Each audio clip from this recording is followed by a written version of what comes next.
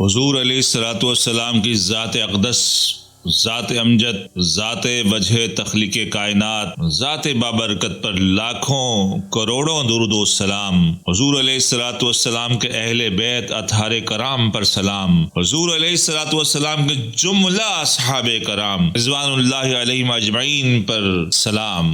علامہ اقبال کی نظم ہے دوزخی کی مناجات۔ یہ غریب شخص کا قصہ ہے جو دوزخ میں پڑا ہوا چل رہا ہے، غریب بھی ہے، مظلوم بھی ہے، محکوم بھی ہے، اور دوزخ میں پڑا ہوا چل رہا ہے، اور وہاں بیٹھ کر اپنے رب سے فریاد کر رہا ہے۔ مناجات کہتے ہیں ایسی دعا کو جس کو اللہ اور بندے کے سوا کوئی تیسرا نہ سنے، خفیہ دعا جو دل میں کی جاتی ہے، سرگوشی میں کی جاتی ہے، اسے مناجات کہتے ہیں۔ تو یہ دوزخی ہے، یہ دوزخ میں پڑا ہوا ہے اور اپنے رب سے مناجات کر رہا ہے، اور اس مناجات کے دوران دراصل وہ اپنی دنیاوی زندگی کا انالیسس کر رہا ہے، تجزیہ کر رہا ہے کہ میرے ساتھ ہوا کیا، میں یہاں پہنچا کیسے، وہ اسباب کیا تھے، وہ وجوہات کیا تھی۔ دنیا میں بھی مشقت میں گزارا کیا، مصیبت میں زندگی گزری، اور یہاں بھی مجھے جہنم مل گئی۔ عجیب و غریب علامہ اقبال نے تمثیل بیان کی، یہ انہی کی جرت اور ہمت کہ ایسے عجیب اور دقیق موضوع اور اہم ترین۔ علامہ اقبال رحمۃ اللہ علیہ اس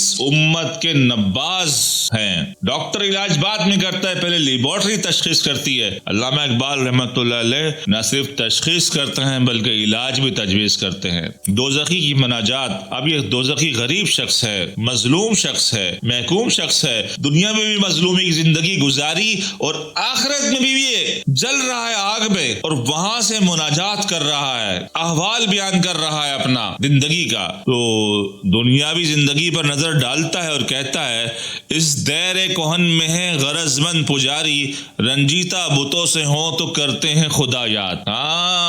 اس دیر کوہن میں، دیر کوہن کہتے ہیں قدیم، دیر مندر، کوہن مندر قدیم دنیا کو کہا ہے۔ مندر کا مطلب ہوتا ہے عبادت کی جگہ، ہندی میں عبادت کی جگہ۔ تو علامہ اقبال رحمۃ اللہ علیہ فرماتے ہیں یہ دنیا جو ہے دیر کوہن ہے، جب سے بنی ہے، کب بنی ہے نہیں معلوم، 5000 سال پہلے، 10,000 سال پہلے، لاکھوں سال پہلے، کروڑوں سال پہلے نہیں معلوم، جب سے ہے تب سے۔ اس دیر کوہن میں ہے غرض مند پجاری، جب سے اس دنیا میں عبادت کی جا رہی ہے، پوجا غرض کے باعث کی جا رہی ہے۔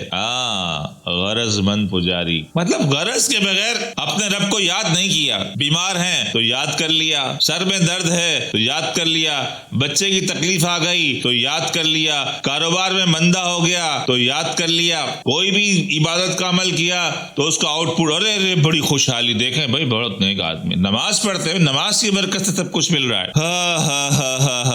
دکانوں پر بیٹھ کر صبح تلاوت قرآن کرتے ہیں کہ آج تلاوت کی ہے تو جناب مال برسے گا۔ تو اس دیر کوہن میں ہے غرض مند پجاری، قدیم زمانے میں دیوتاؤں کی پوجا بھی ہو رہی ہے، ایک اللہ کی پوجا بھی ہو رہی ہے، لیکن بارش نہیں آ رہی تو بارش کے لیے دعائیں کر رہے ہیں، اولاد نہیں ہو رہی اس کے لیے دعائیں کر رہے ہیں، غرض کے مارے ہیں۔ یار مجھے بتاؤ کہ اگر کوئی بندہ تم سے ملتا ہے کسی غرض کے ساتھ، جب ملتا ہے کوئی کام کہتا ہے، جب کہتا ہے کوئی مسئلہ کہتا ہے یار یہ میرا مسئلہ حل کر دو، تو آپ اس کے بارے میں کیا کہتے ہیں؟ آپ یہی کہیں گے نا کہ مطلب ہی خود غرض شخص ہے۔ تو ذرا گریبان میں جھانکو کہ اپنے رب سے تمہارا تعلق کیسا ہے۔ غرض کا تعلق ہے یہ بے غرض ہے، جب ہاتھ اٹھاتے ہو دنیا ہی مانگتے ہو، کبھی اس سے اس کو مانگا ہے، اس سے اس کی محبت مانگی ہے، اس سے کہا ہے کہ مولا میں تجھے یاد کرتا ہوں، مولا میں تیرے ہجر میں تڑپ رہا ہوں، مولا میں تیرے قریب ہونا چاہتا ہوں، مانگی ہے۔ اس کو حضرت رابعہ بصری رحمۃ اللہ علیہ نے بڑے اچھے طریقے سے اس بات کو بیان کیا ہے۔ ایک دفعہ آپ جا رہی ہیں، ایک ہاتھ میں آپ کے پانی ہے اور ایک ہاتھ میں آپ کی آگ ہے،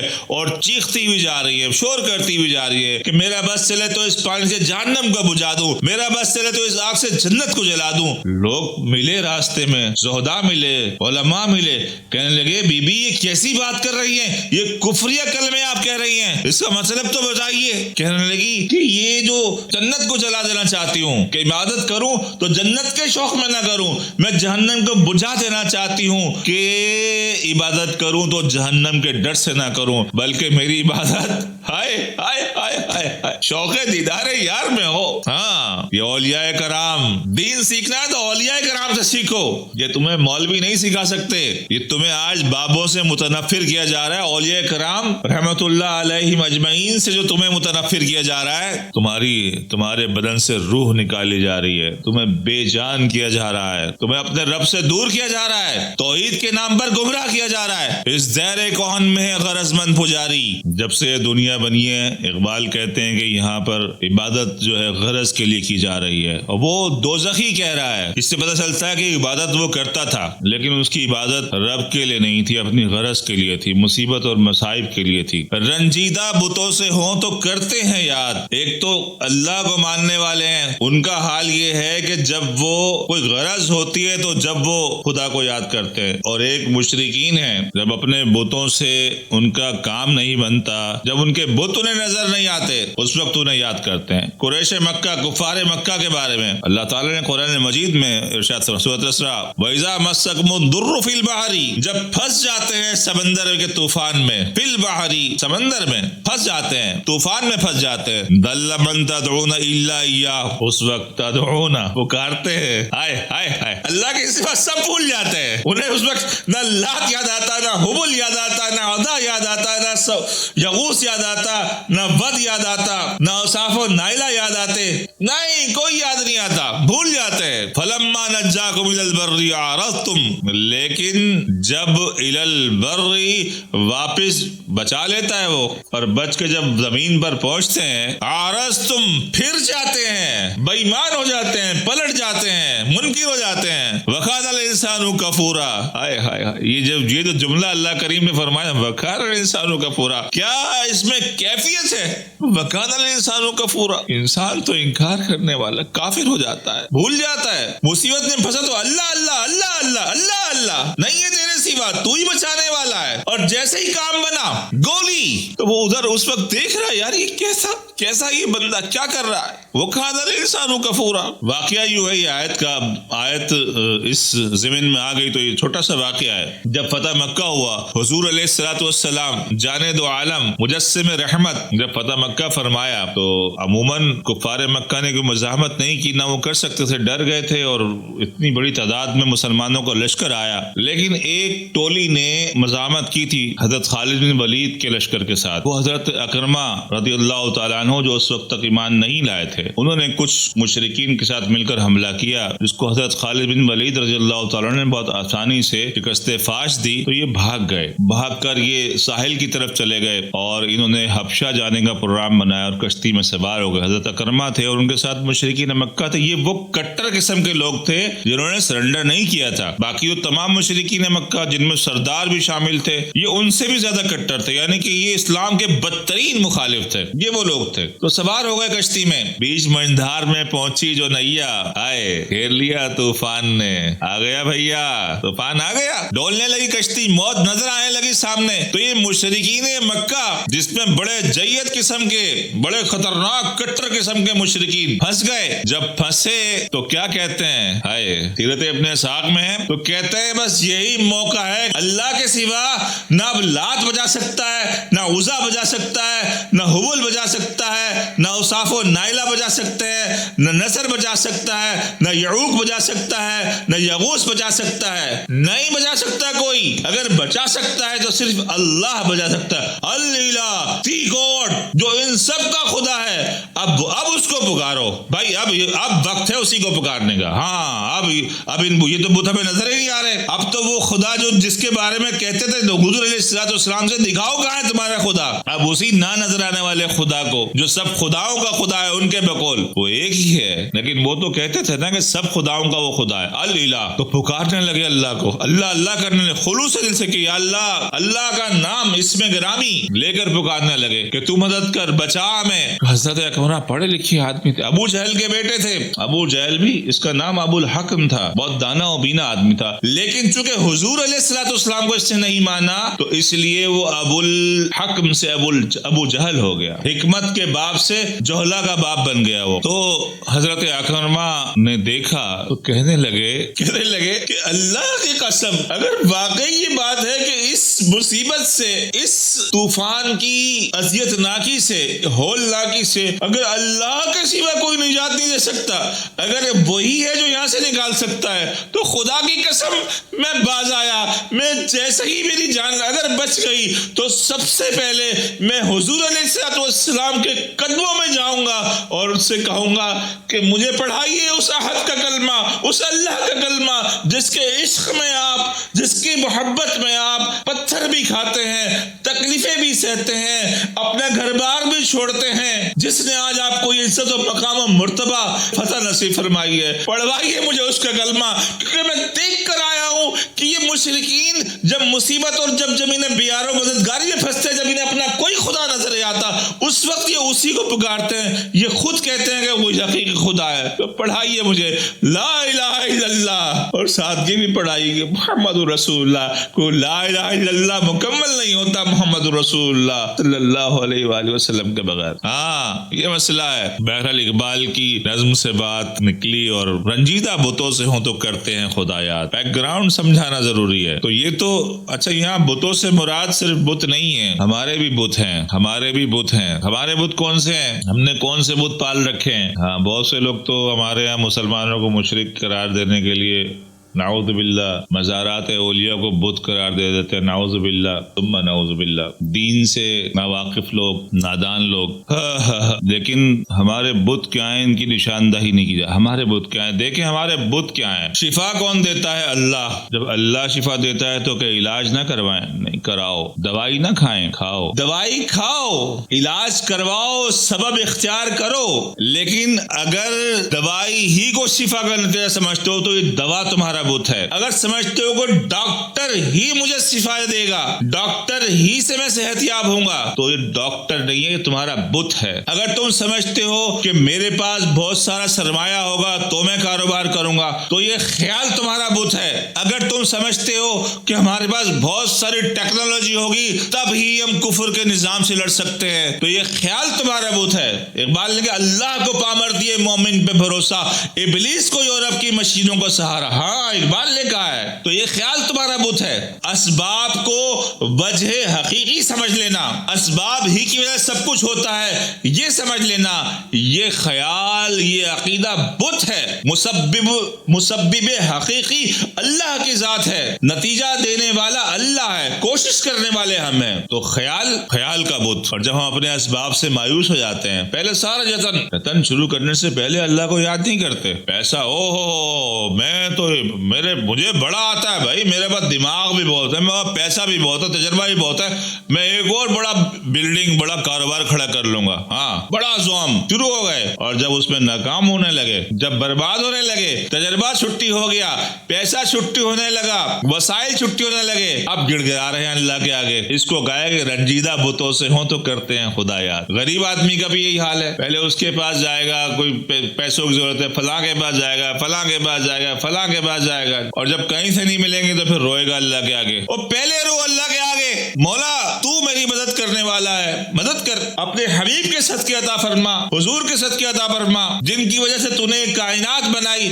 उनके सदके अता फरमा। उसके बाद कोशिश शुरू करे। लेकिन यहाँ इस शेर में ये बात भी नहीं की गई है। इकबाल ने कहा गरज जो है ना, ये अल्लाह और बंदे के बीच में हाइल है, तो बगैर गरज के वो अल्लाह को नहीं पुकारता था, इसलिए उसका अल्लाह से ताल्लुक नहीं बन सका था। वो जहन्नुम में, अब जहन्नम में अब वो आगे सोच रहा है कि मैंने जब अल्लाह को पुकारा, गरज से ही पुकारा, तो ऐसा करने में भी मजबूर क्यों हुआ। तो आगे कहता है पूजा भी है बेसूद, नमाजें भी हैं बेसूद, किस्मत है गरीबों की वही नाला और फरियाद। कह रहा है कि वो मैं इबादत तो बहुत कर रहा था, नमाजें बहुत पढ़ रहा था, लेकिन दुनिया में भी मेरी जिंदगी में वही नाला और फरियाद था, वही मुसीबत थी, आलाम थे, महकूमी थी, गुलामी थी, और आज मैं जहन्नम में भी जल रहा हूँ। तो मेरी किस्मत में वही, मैं गरीबों में वही नाला और فریاد ہے، نمازیں تو میں پڑھ رہا تھا، لیکن نہیں کوئی وجہ تو ہوگی نا، وہ اس پہ تلاش کر رہا ہے، وہ جہنم میں دوزخ میں وہ گفتگو کر رہا ہے اور تلاش کر رہا ہے۔ اب وہ دوبارہ دنیا پر نظر ڈالتا ہے، پہلے تو اس نے اپنی عبادات پر ڈالی، اسے غرض نظر آئی، اپنی عبادات میں ریا نظر آئی، خدا سے تعلق اسے غرض کا تعلق نظر آیا، اس نے خدا کو خدا کی محبت میں پکارا ہی نہیں۔ پھر اس نے کہا، سوچا میں نے نمازیں بھی بہت پڑھتا رہا ہوں لیکن وہ بھی فائدہ مجھے نہیں دے رہی ہوں، میں جہنم میں چل رہا ہوں۔ باقی کہتے ہیں گرچہ بلندی میں عمارات فلک بوس، ہر شہر حقیقت میں ہے ویرانہ آباد۔ کہ دنیا جس دنیا سے میں آیا ہوں، اور یہ وہ دنیا ہے اقبال کے زمانے کی، آج کے زمانے کی دنیا تو اللہ اللہ توبہ، آج تو برج الخلیفہ ہے گرچہ بلندی میں عمارات فلک بوس۔ عمارات جانتے ہیں، فلک بوس، فلک آسمان کو، بوس یوں سمجھ لیں سادے الفاظوں میں، بوسہ کا لفظ اس سے نکلا ہے، یعنی فلک بوس آسمان کو چومنے والی، آسمان کو چھونے والی عمارتیں، اتنی اونچی عمارتیں۔ کہتے ہیں اگرچہ بلندی میں عمارات بہت اونچی ہیں، آسمان کو چھوتی ہی محسوس ہوتی ہیں۔ وہ تو اس زمانے کی عمارتیں تھیں، آج جب برج الخلیفہ دیکھیں کتنا ہی اونچا، اس وقت تو اس کے قریب بھی کوئی بلڈنگ نہیں تھی۔ تو یہ جو ترقی ہے، تہذیب ہے جناب، بڑی بڑی بلڈنگیں، بڑی بڑی فیکٹریاں، گاڑیاں، بنگلے، سڑکیں، ٹیم، بجلی گھر، الیکٹرانکس آلات، air conditions, luxury lifestyle, jet جہاز، ہے نا، پتہ نہیں کیا کیا، موبائل فون، انٹرنیٹ، وہ کہتا ہے یہ سب کچھ ہے، بہت بڑی رونق ہے شہروں میں جناب۔ لیکن آج اسے پتہ چل رہا ہے جس رونق کو، جسے ہم بھی بڑی رونق سمجھ رہے ہیں، بڑی ترقی سمجھ رہے ہیں، فوراً یورپ کی مثالیں دیتے ہیں، یورپ کی مثالیں دے کے اپنا تشخص ہی برباد کر لیا۔ کہتا ہے دوزخی کہہ رہا ہے ہر شہر حقیقت میں ہے ویرانہ آباد۔ آج اسے پتہ چل رہا ہے کہ کل تک میں جس کے لیے مر رہا تھا یہ تو ویرانہ ہے، بظاہر آباد لیکن حقیقت میں ویرانہ ہے آباد۔ کیا اچھی اقبال نے ترکیبیاں بنائی ہے، ویرانہ ہے آباد۔ تو جتنے بھی ترقی یافتہ شہر، روشنیوں سے بھرے ہوئے شہر، بلڈنگوں سے بھرے ہوئے شہر، گاڑیوں سے بھرے ہوئے شہر، بنگلوں سے بھرے ہوئے شہر، ایئر کنڈیشنوں سے بھرے ہوئے شہر،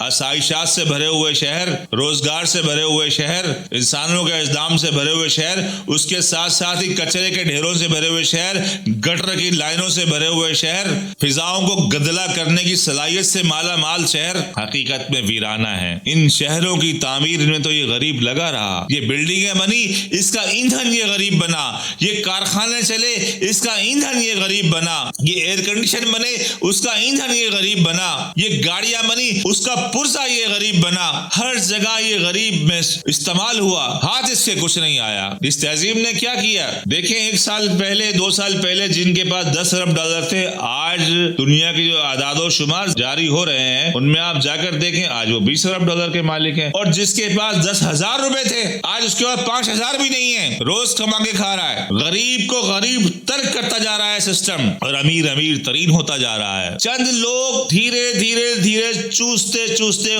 سارا خون اکٹھا کر کے اپنے ڈالر، اپنی دولت اپنی تجوریوں میں بھر رہے ہیں۔ اور اسلام کو دیکھو، اسلام تمہیں کیسا نظام دے کر گیا تھا، مساوات کا نظام، تقسیم کا نظام۔ اسلام کے سامنے کمیونزم بھی فیل ہے، سوشلزم بھی فیل ہے، دنیا کی نجات صرف اسلام میں ہے گرچہ بلندی میں عمارات فلک بوس، ہر شہر حقیقت میں ہے ویرانہ آباد، ہر شہر ویرانہ ہے۔ یہ غریب کو جو یہ دوزخ میں بیٹھا ہوا اس کو اندازہ ہوا کہ میں جو برباد ہوا یہ تو ویرانہ ہے، جسے آج میں اس حال کو پہنچ گیا ہوں، دوزخ میں چل رہا ہوں۔ زندگی بھر میں مشقت کرتا رہا کہ شاید کسی بلڈنگ کا مالک بن جاؤں، شاید کسی بنگلے کا مالک بن جاؤں، اپنے گھر میں اے سی لگا لوں، اپنے گھر کے اندر واشنگ مشین لے آؤں، فریج لے آؤں، انٹرنیٹ لگا لوں، یہ کر لوں وہ کر لوں۔ اس چکر میں ہاتھ میرے کچھ نہیں آیا، میں رات دن ہی تگودو میں رہا اور مصیبتوں میں پھنستا رہا، اور جب مصیبت میں پھنستا تھا اس وقت خدا کو یاد کر لیتا تھا، نکلتا تھا، جس دن مجھے کھانے کو مل جاتا تھا پھر بھول جاتا تھا۔ لیکن میں انہی دنیاوی چیزوں کے حصول کے چکر میں لگا رہا۔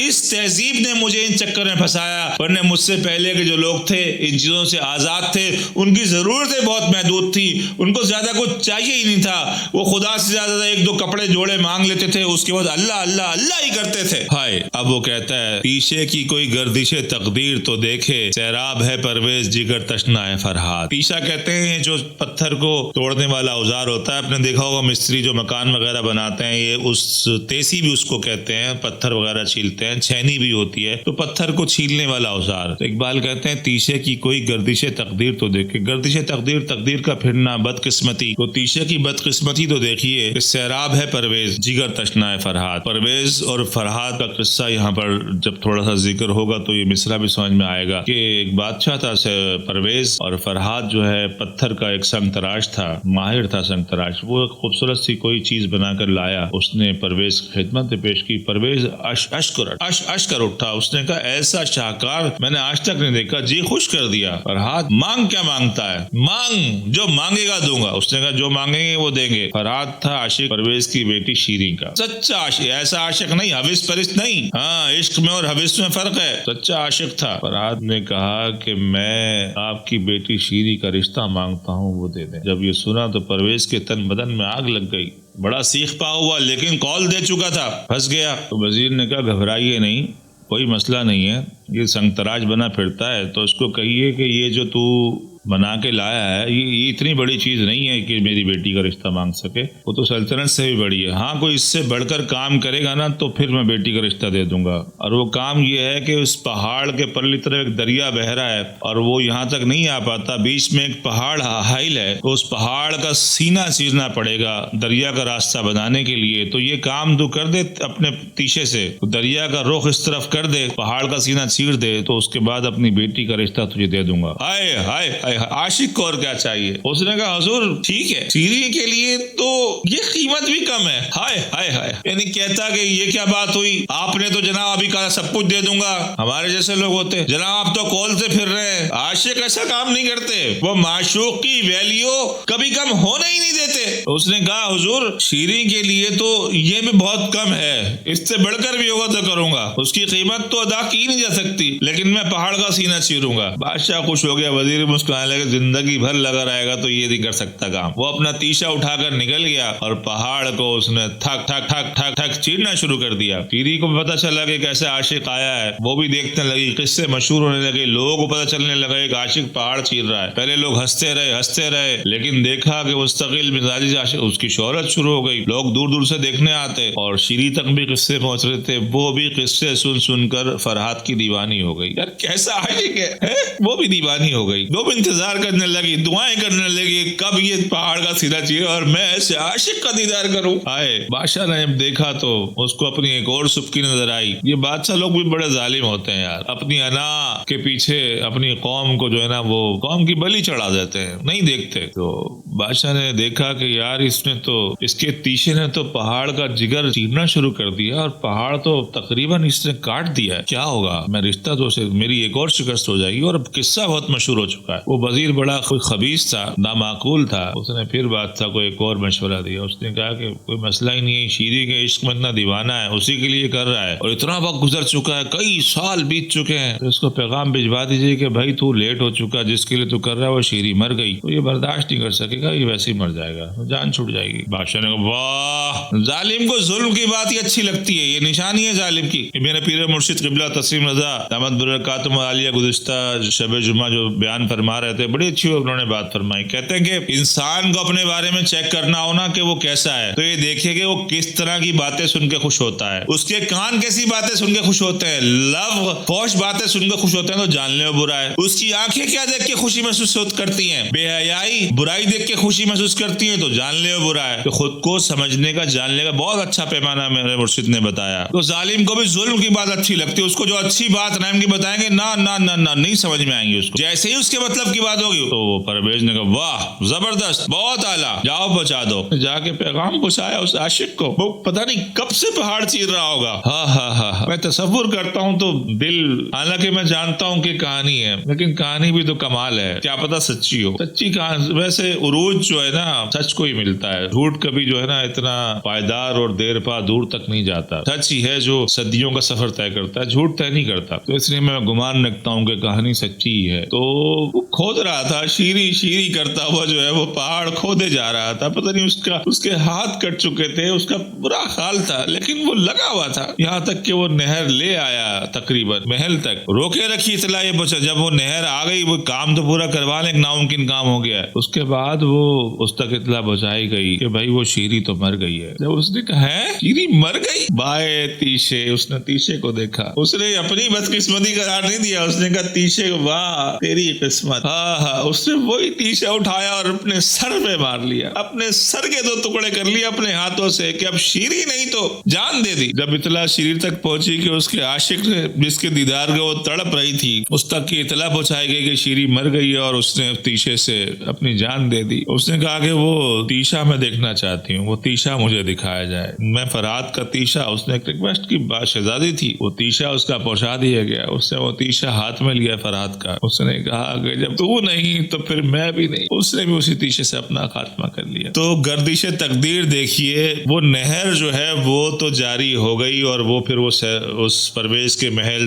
والے اس سے فائدہ اٹھاتے رہے, لیکن فرحات کو شیری نہیں ملی, شیری کو فرحات نہیں ملا, تیشے کو یہ دونوں نہیں ملے. تو یہی حال غریبوں کا ہے, محکوموں کا ہے, مظلوموں کا ہے. فیکٹریاں بناتے ہیں, عمارات بناتے ہیں, گاڑیاں بناتے ہیں, مرمت کرتے ہیں, پنچر کرتے ہیں, جوتیاں بناتے ہیں, کپڑے سیتے ہیں, اسی میں لگے رہتے ہیں. لیکن ان کے ساتھ زیادتی, یہ اصل زیادتی یہ نہیں ہے کہ دنیا میں ان کا برا حال ہے. بیسیکلی ان لوگوں کے چکر میں اپنی آخرت بھی بھول جائے, اپنے مالک کو جس کے لیے پیدا کیا اس سے بھی غافل ہو جاتے ہیں. دیکھیں جو مالدار طبقہ ہے وہ دنیا میں عیاشی کر لیتا ہے, آخرت میں جلنا ہے تو ٹھیک سمجھ میں آتی ہے بات. لیکن ایک غریب آدمی دنیا میں بھی غربت میں گزارے, آخرت میں غربت وہ عذاب میں جائے, یہ بات ذرا ڈس بیلنس لگتی ہے. اس کو سمجھانے کی کوشش کر رہے ہیں کہ غریبوں, اے مظلوموں, اے محکوموں, یہ جو تمہارے قاتل ہیں, یہ تو ظالم ہیں, ان کی غلامی سے باہر آ جاؤ. جب تک باہر نہیں آؤ گے تمہاری دنیا بھی برباد یہ کر رہے ہیں, صرف دنیا برباد نہیں کر, یہ تمہاری آخرت بھی برباد کر رہے ہیں. اور یہ ہیں کون, یہ ہیں کون, یہ آخر میں میں بتاؤں گا. نہیں, میں آخر میں, اقبال نے بھی آخر میں بتایا ہے, نام لے کر بتایا ہے. آگے فرماتے ہیں یہ علم, یہ حکمت, یہ سیاست, یہ تجارت, جو کچھ ہے وہ ہے فکر ملوکانہ کی ذات. یہ علم جس کے پیچھے ہر غریب سوچتا ہے میں اپنے بچے کو دلاؤں گا, اسکول بھیجاؤں گا, میں قرض لے کے فیسیں بھروں گا, مہنگی فیسیں بھروں گا, بھوکا رہوں گا, کچھ نہیں کھاؤں گا, کپڑے نہیں بناؤں گا, جوتی نہیں پہنوں گا, بچے کی فیسیں بھروں گا. یہ حکمت, یہ ڈاکٹریٹ, یہ سیاست دان آپ دیکھ لیں. سیاست, یہ دین نے سیاست نہیں سکھائی جو سیاست آپ کی. دین میں ایسی کوئی سیاست نہیں ہے, ہمارے دین میں ایسی کسی سیاست کا کانسیپٹ نہیں ہے. لیکن بہرحال ڈیموکریسی ہے, اسلام ڈیموکریسی کا بانی ہے, جمہوریت انسانیت کو دی اسلام نے, لیکن یہ طرز ڈیموکریسی, طرز جمہوریت جو یہ ہے یہ اسلام کا نہیں ہے. ہاں, یہ علم, یہ حکمت, یہ سیاست, یہ تجارت, یہ جو آپ آج ڈالر کے محتاج ہو گئے ہیں, آپ اپنی مرضی سے اپنی چیزیں اپنے دوسرے ملکوں کو بیچ نہیں سکتے. عجیب و غریب غلامانہ تجارت, یہ جدید دور کی تجارت. جو ماضی میں تجارت تھی وہ تو جس کا دل چاہا جہاز بھرا, جہاں مرضی لے گیا, جو کچھ لے گیا, جس کو چاہے بیچ دیا, ایک آزاد تجارت تھی. اب نہیں ہے, یہ اس نئی سسٹم نے پیدا کیا ہے. ایک نئی, کس نے پیدا کیا ہے اقبال آگے بتا رہے ہیں, دوزخی. آخر میں کس نتیجے میں پہنچا کہ مجھے دوزخ میں کس نے پہنچایا.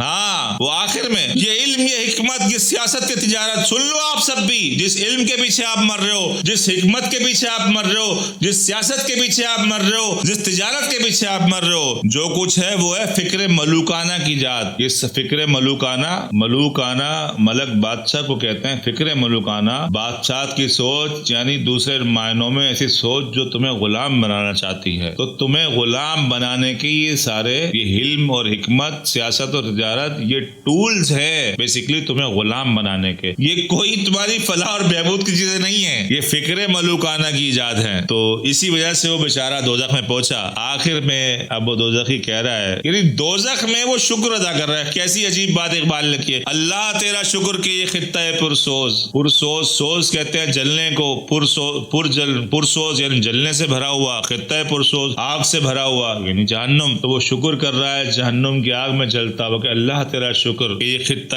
پرسوز سوداگر یورپ کی غلامی سے ہے آزاد۔ ہائے ہائے ہائے، اس نے نتیجہ نکال لیا کہ آج میرا جو یہ حال ہوا، میں نے دنیا میں غلامی کی، مظلومی کی، محکومی کی زندگی گزاری، اور اس کے ساتھ وہ تو پہلے بھی لوگ گزارتے تھے، غلامی کی مظلومی کی زندگی بھی گزارتے تھے، لیکن وہ اپنے رب سے غافل نہیں ہوتے تھے، اپنے اصل مقصد سے غافل۔ لیکن اب جو زندگی گزاری ہے، دور اقبال میں جو زندگی گزار کے غریب جا رہا ہے، آج کے دور میں جو غریب زندگی گزار کے جا رہا ہے، وہ دنیا سے تو محروم ہو ہی رہا ہے، لیکن اس کی آخرت بھی چھین لی ہے۔ تو وہ شکر ادا کر رہا ہے کہ اللہ تیرا شکر کہ خطہ پرسوز سوداگر یورپ کی غلامی سے آزاد۔ یہ یورپ کا جو تاجر ہے، اس نے مجھے اس حال پہ پہنچایا ہے۔ یہ ورلڈ بینک، یہ IMF، یہ ڈالر کے قرضے دینے والے، یہ دنیا کو جکڑنے والے مہاجن، یہ پوری انسانیت، یہ صرف مسلمانوں کا مسئلہ نہیں ہے، یہ پورے افریقہ کے غریبوں کا مسئلہ ہے، پورے ایشیا کے غریبوں کا مسئلہ ہے، ہاں، اور یورپ کے تارکین وطن کا مسئلہ ہے، اور یورپ کے باشعور، باضمیر، درد مند لوگوں کا مسئلہ ہے۔ پورا یورپ یہ چند لوگ ہیں، یورپ میں بہت اچھے لوگ بھی ہیں، یہاں یورپ کے لوگ مراد نہیں ہیں، جو یورپ کے چند لوگ، جو تجار، جو تاجر، جو ایسٹ انڈیا کمپنی بنا کر آئے تھے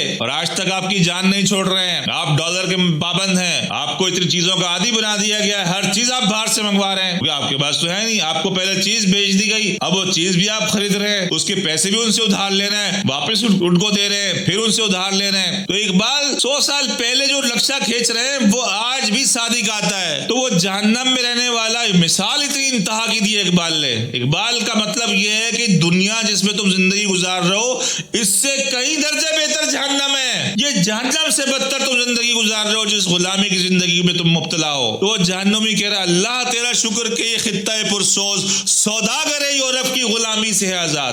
یہاں جہنم میں یہ سوداگر نہیں ہے، تو یہاں کوئی چانس میرے بن سکتے ہیں کہ میں روؤں گا، اپنی غلطیوں کی پشیمانی کا اظہار کروں گا، اپنے مالک کے قریب ہوں گا، کیونکہ یہاں مجھے موقع مل گیا۔ یہ آگ مجھے نہیں روکتی اپنے مالک کو یاد کرنے سے، تو مجھے امید ہے ایک دن میرے رسول کا فضل و کرم ہوگا، مجھ پر کوئی وسیلہ کام آئے گا، میرا رب مجھ پر توجہ کرے گا۔